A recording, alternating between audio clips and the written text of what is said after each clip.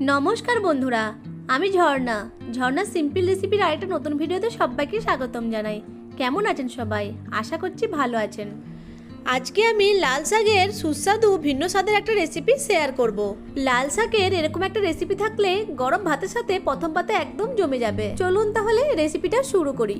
লাল শাকের সুস্বাদু এই রেসিপিটা বানানোর জন্য প্রথমে আমি এক তারি লাল শাক নিয়ে নিয়েছি। এখন এই লাল শাকের মোটা ডাঁটাগুলো কেটে বাদ দিয়ে দেবো।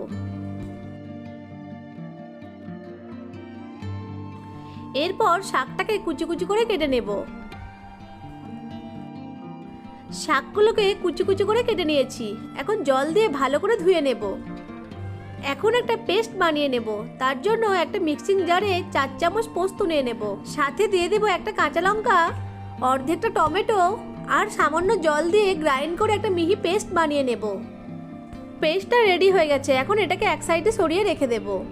অন্যদিকে গ্যাসের ফ্লেম অন করে একটা কড়াই বসিয়ে কড়াইয়ে কিছুটা সরষের তেল দিয়ে দেব। তেলটা গরম হয়ে গেলে কিছু চিনেবাদাম গরম তেলের মধ্যে দিয়ে ভেজে নেব।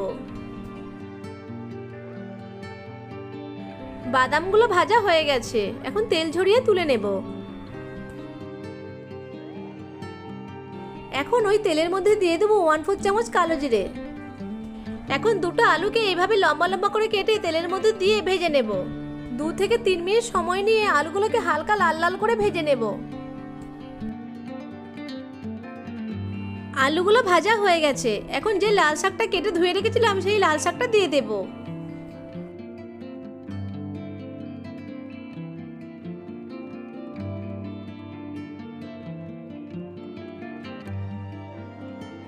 এখন ঢাকা দিয়ে শাকটাকে 1 মিনিট মতো রান্না করে নেব। এতে করে শাকটা নরম হয়ে কমে যাবে, ফলে নাড়তে সুবিধা হবে। 1 মিনিট পর ঢাকাটা খুলে নেব। দেখুন শাকটা নরম হয়ে কতটা কমে গেছে। এখন শাকটাকে ভালো করে নেড়ে নেব।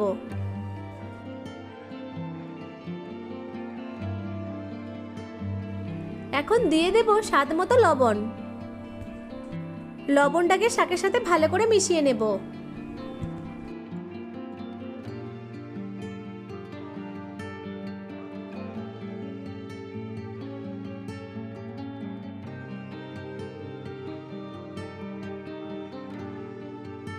এবার আগের থেকে যে পোস্তর পেস্টটা তৈরি করে রেখেছিলাম সেটা দিয়ে দেব।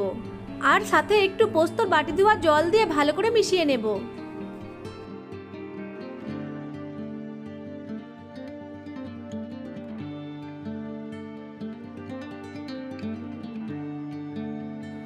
পোস্তটাকে ভালো করে মেশানো হয়ে গেছে। এখন যে বাদামগুলো ভেজে রেখেছিলাম সেগুলো দিয়ে দেব।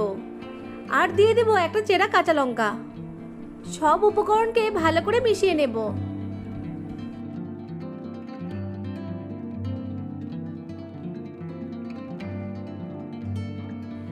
এরপর ঢাকা দিয়ে লো টু মিডিয়াম আঁচে 4 থেকে 5 মিনিট রান্না করে নেব।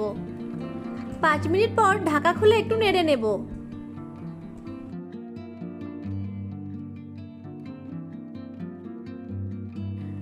আলুগুলো সেদ্ধ হয়েছে কিনা চেক করে দেখে নেব।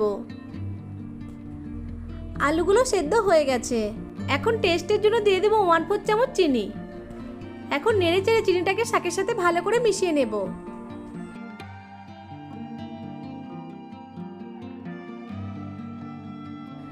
সবশেষে দিয়ে দেবো একটু কাঁচা সরষের তেল। তেলটাকে শাকের সাথে ভালো করে মিশিয়ে নেব। এখন গ্যাসের ফ্লেমটা অফ করে দেব।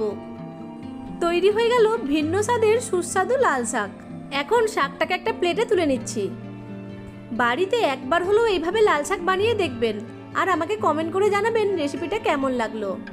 আশা করছি আজকের রেসিপিটা আপনাদের কাছে ভালো লেগেছে। ভালো লেগে থাকলে আমার ভিডিওটিকে লাইক, কমেন্ট, শেয়ার আর চ্যানেলটিকে সাবস্ক্রাইব করে পাশে থাকা বেল আইকনটিকে অন করে রাখবেন আমার পরবর্তী ভিডিওর নোটিফিকেশন সবার আগে পাওয়ার জন্য।